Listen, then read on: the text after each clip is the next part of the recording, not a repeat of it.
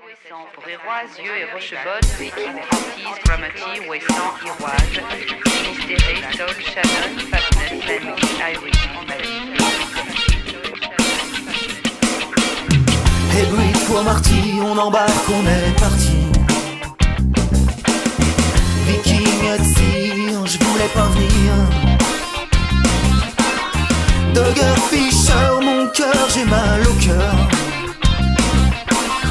Force, Fortis, force 7 après la brise. Arrête la météo, Marie. Le gros temps, vois-tu, je le devine. Et remettez Marie. Des arguments tombent à l'eau quand la mer se fait chafouine.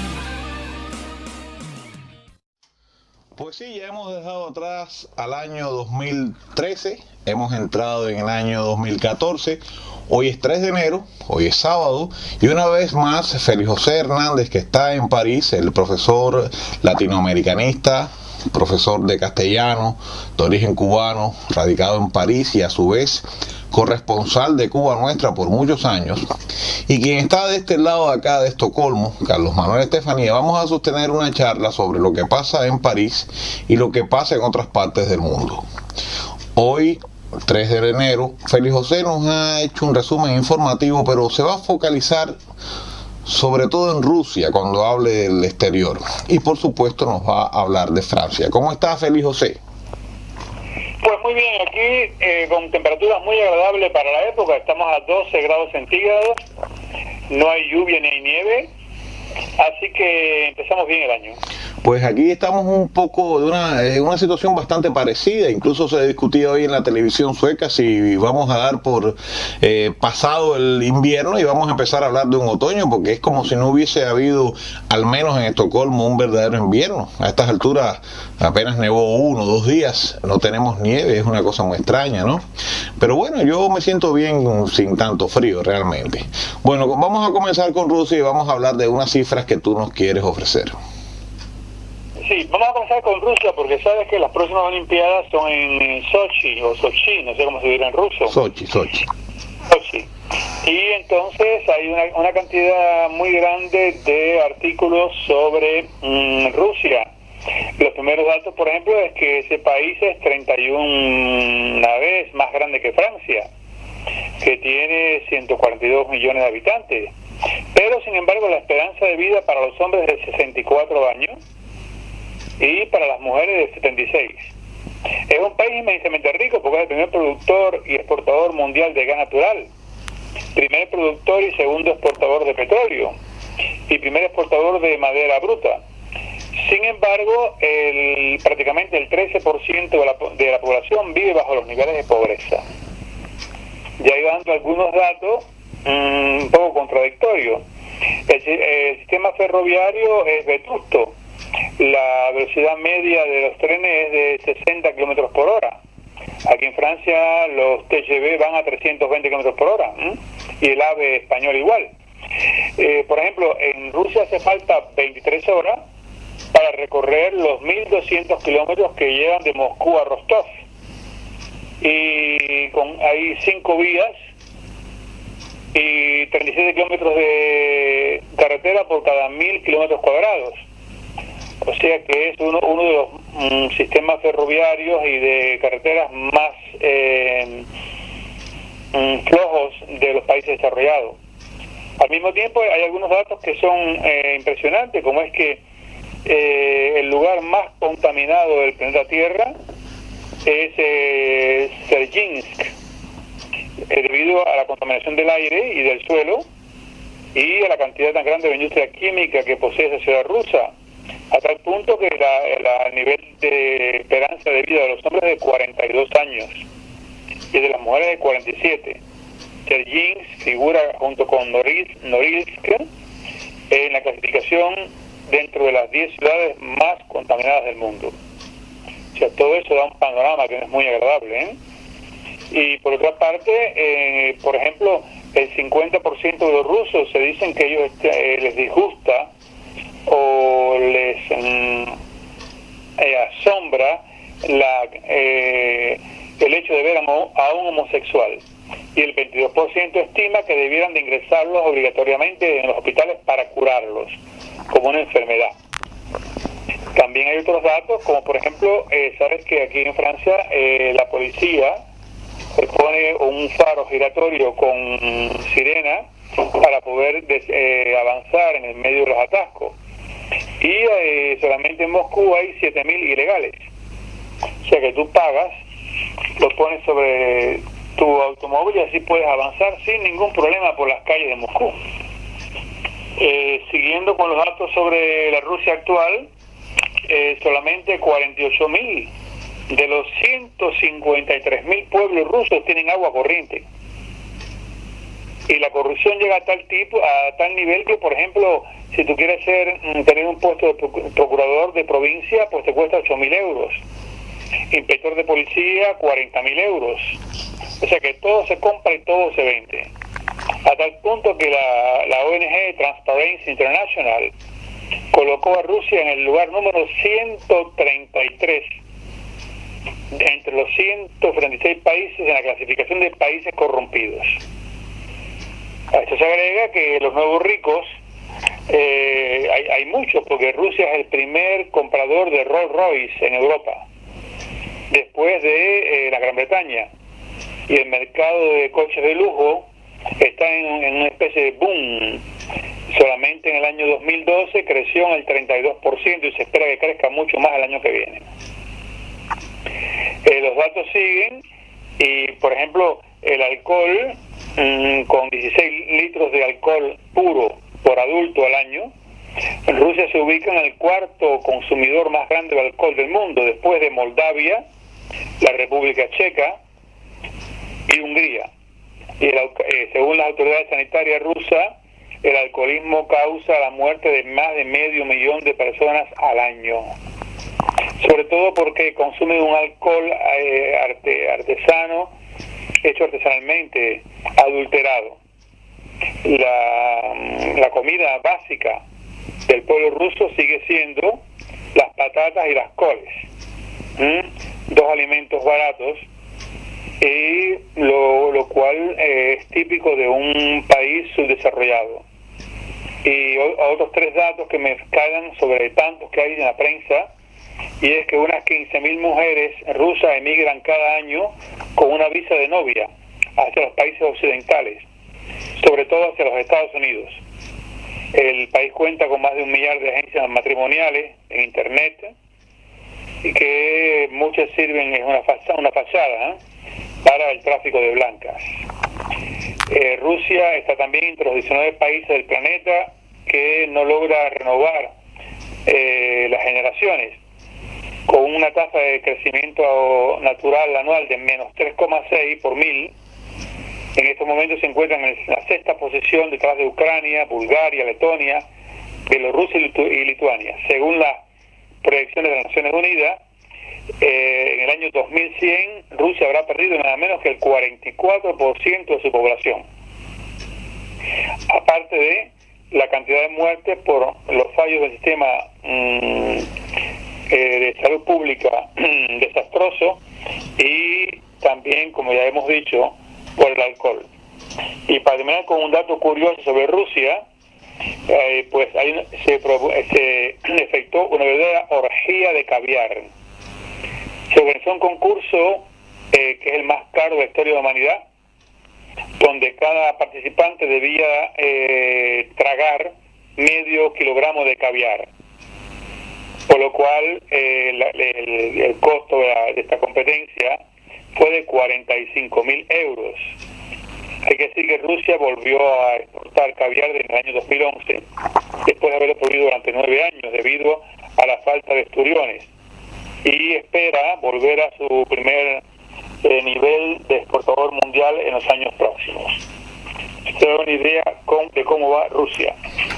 Me ha gustado escuchar este resumen informativo, esta serie de estadísticas, porque confirma una hipótesis que yo sostengo, y es que Rusia no cambió esencialmente. Yo la conocí en los tiempos de la Unión Soviética, incluso pude visitar la ciudad de Sochi, que es muy bella, así que todos los que quieran asistir a las Olimpiadas allí, pues van a hacerlo en un lugar hermoso, ¿no? En una ciudad muy original y muy bella, ¿no? Pero lo que me cuenta sobre el alcoholismo, los problemas ecológicos, la corrupción, incluso los servicios de salud, tal parece que no hubiese cambiado nada. Sencillamente que las clases dominantes, que entonces se llamaban líderes del Partido Comunista, hoy se han convertido en los nuevos ricos, ¿no? Es una pena que suceda eso, ¿no? En cuanto al tema obsesivo con lo que es en realidad la ley de protección de la infancia contra la propaganda homosexual, en este aspecto yo sí sigo manteniendo mi posición de que hay un intento de la Unión Europea injerencista. Fue la Unión Europea la que presionó a Yeltsin para que quitara las leyes que castigaban la homosexualidad, y que desconoce que el 90% de la población rusa apoya las leyes contra la propaganda de la homosexualidad, ¿no? Y lo ven incluso como un paso, como una manera de luchar contra la pedofilia, ¿no? Entonces, bueno, por un lado está esta situación trágica, que no es más que más de lo mismo, y por otro lado hay una despreocupación por los problemas grandes que tiene Rusia, por ejemplo, en cuanto a la xenofobia, que es evidente, que ya la había en la época de la Unión Soviética. Yo recuerdo cómo a las personas que no parecían rusos, pues los rusos los obligaban a hablar en ruso cuando estaban en Moscú, y vi situaciones de este tipo, ¿no? Al mismo tiempo yo creo y considero que el pueblo ruso es un pueblo noble.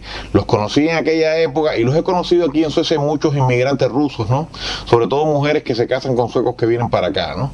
Y he tenido contactos con ellos. Muchos son nostálgicos de la época de la Unión Soviética, pero pienso que eran aquellos que no vivían en un campo de concentración, aquellos que no padecieron la represión estalinista, que eso es muy propio de los pueblos. Mientras que tú tengas garantizada la mantequilla o el chocolate que podían tener esta gente, les importaba un bledo lo que pasara con millones y millones de seres humanos que murieron allí, ¿no?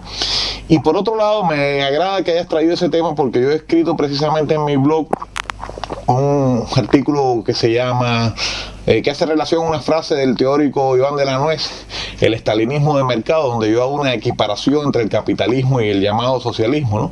Y muestro las conexiones que se dieron entre uno y el otro, y cómo al final son prácticamente la misma cosa, porque hay que tener en cuenta que las represas y todo lo que se hizo con el trabajo esclavo, producto de la gente que estaban reconcentrada en los gulags, fue financiado por empresas capitalistas norteamericanas e inglesas, ¿no? Entonces siempre ha habido una especie de situación complementaria entre lo que fue la Unión Soviética y lo que fue el Occidente, ¿no?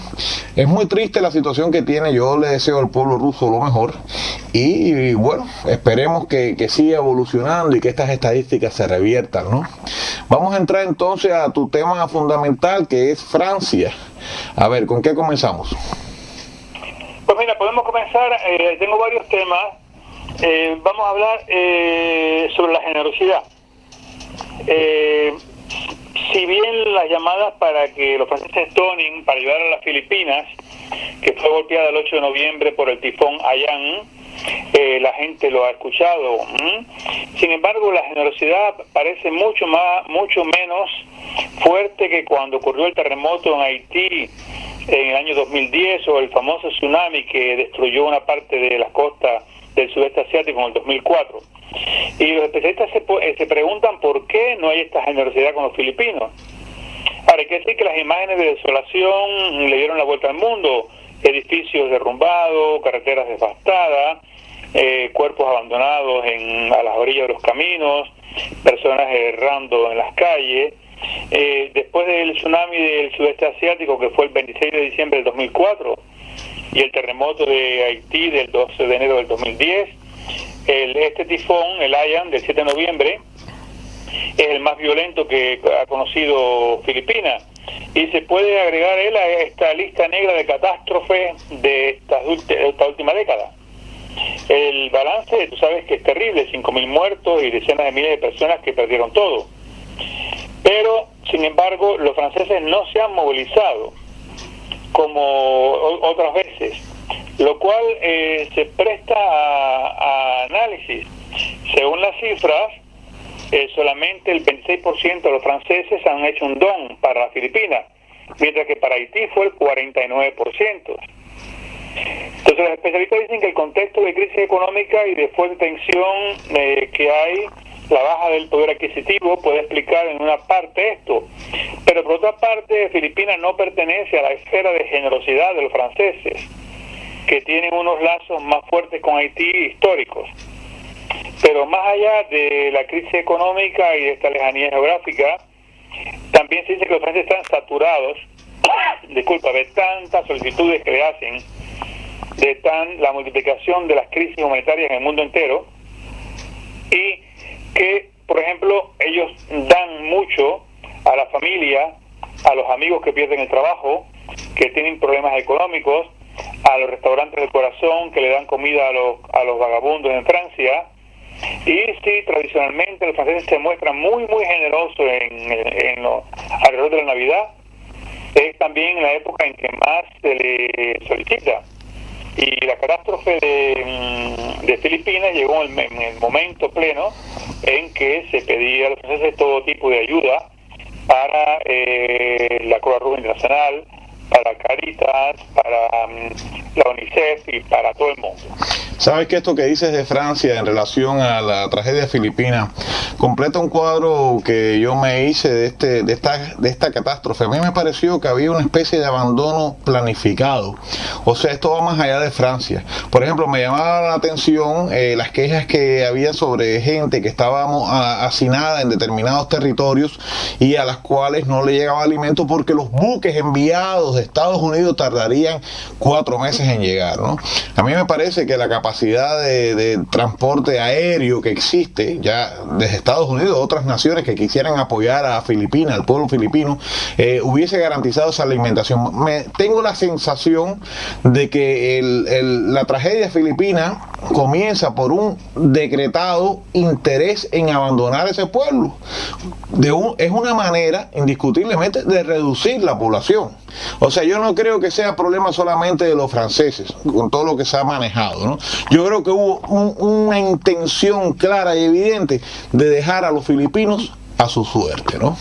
Bueno, ¿qué otro tema vamos a tratar hoy? Tengo un tema cultural muy interesante, y que es que Camille y Rodin se vuelven a unir. Tú sabes que Camille Claudel fue la musa y la amante de Rodin. Pero fue un amor muy complicado.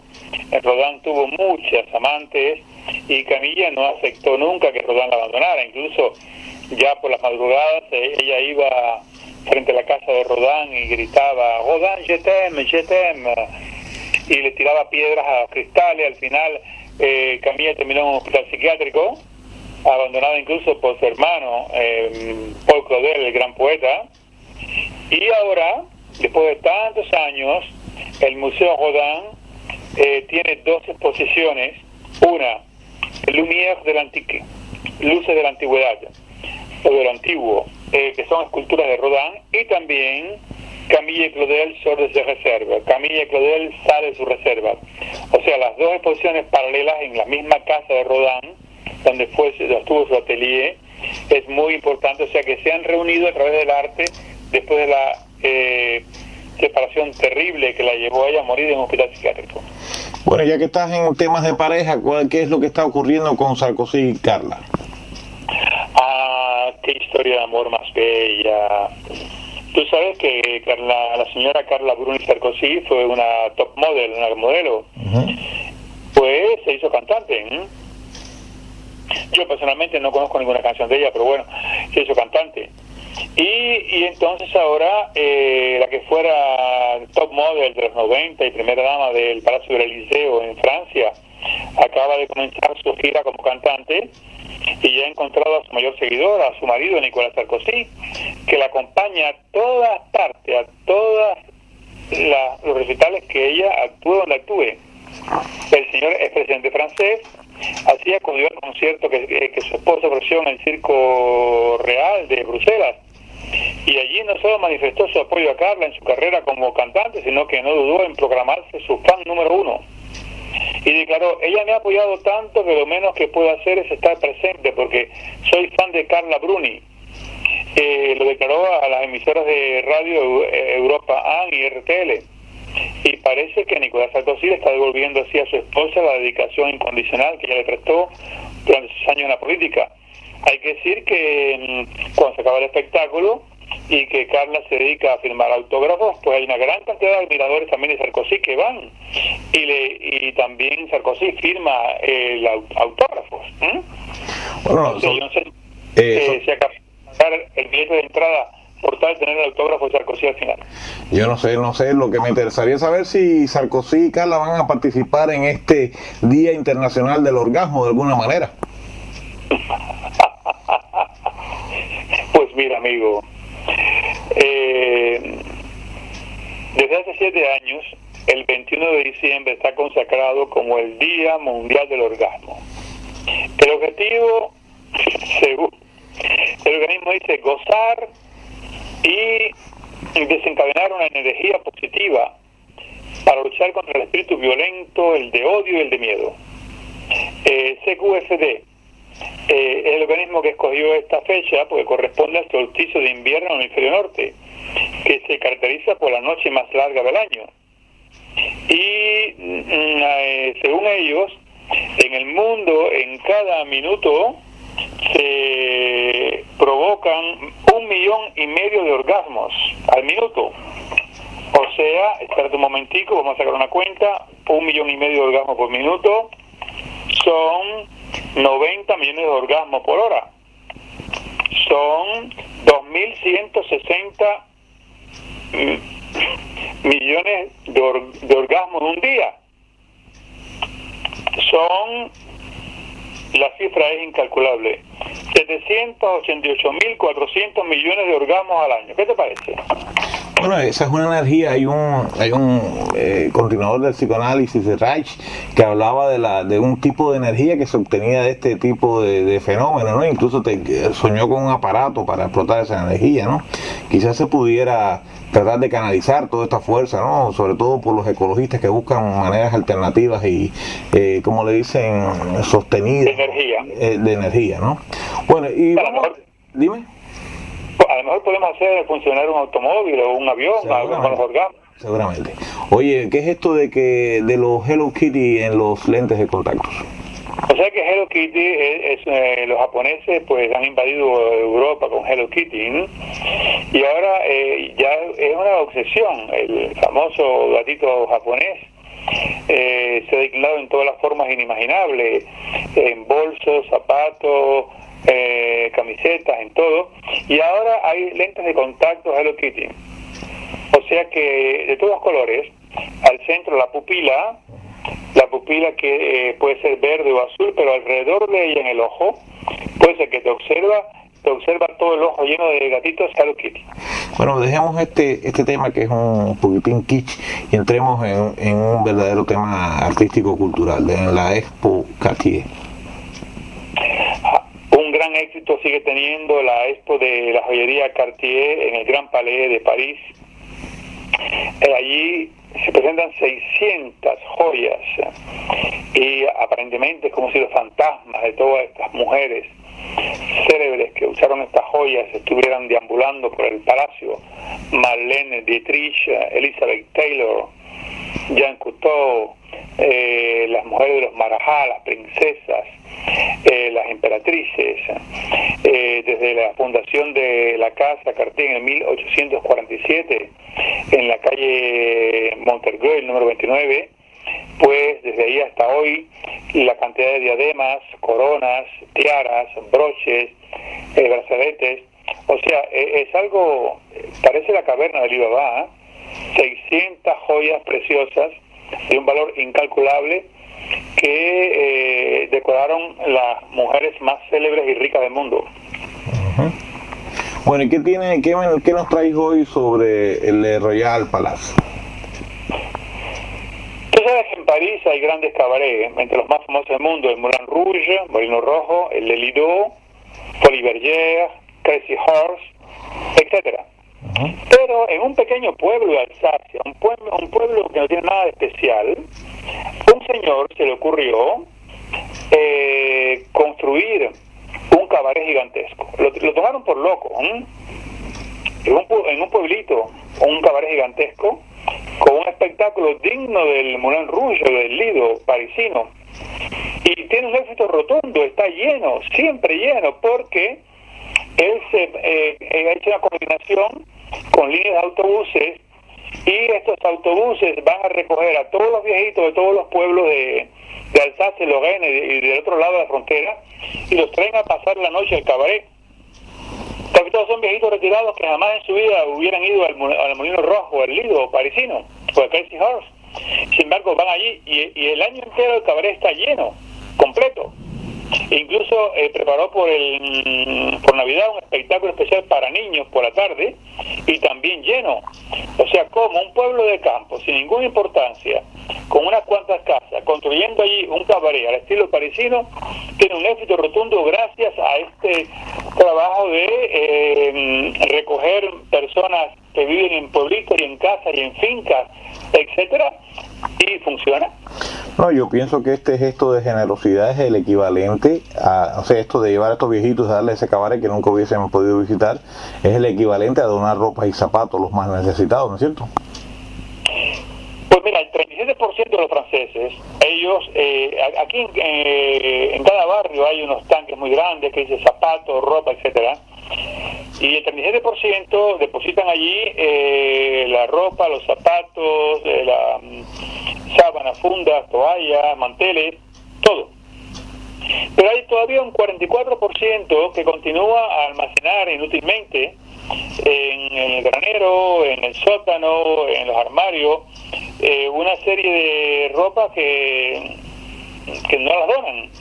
Y hay una campaña en estos momentos para que una parte del 44% también done para los pobres, y también es un fondo que se envía cuando hay países donde hay crisis gigantescas humanitarias, como en Sudán, Haití, etcétera, pues se envía. Hay que sensibilizar esa parte de la población. ¿Qué te parece si ya para cerrar y no agotar a nuestros oyentes, ¿no?, que seguramente están disfrutando de estos días libres, ¿no? Hablamos de algo que para mí es un tesoro, que es el libro. Hablamos del libro ilustrado más caro del mundo.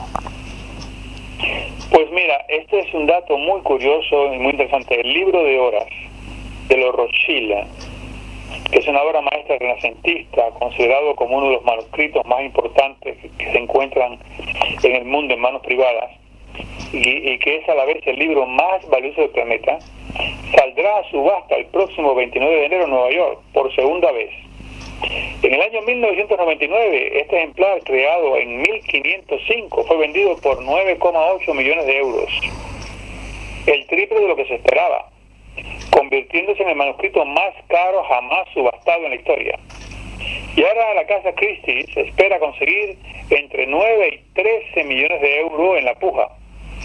Este libro de oraciones es uno de los mayores logros de la pintura flamenca del Renacimiento. O sea, es una maravilla, y veremos quién será el feliz bibliófilo que pueda comprar este libro. Pues Félix, ha sido muy interesante todo lo que has traído en el día de hoy. En hoy estamos ¿qué día es hoy?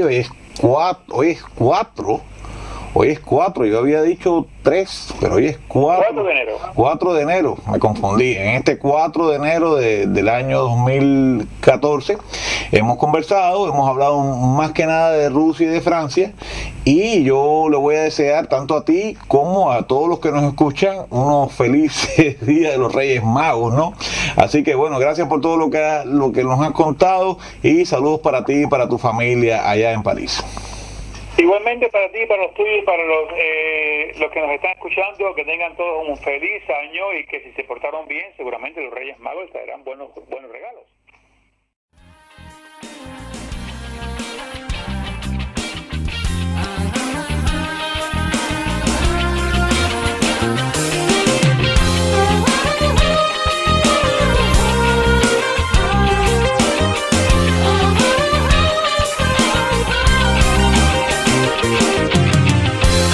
Tamise commence chez ma chemise. Ouais, sans pas zen, tu sais, je peux l'enlever moi-même. Il rase ma ligne, coupe plutôt la cabine.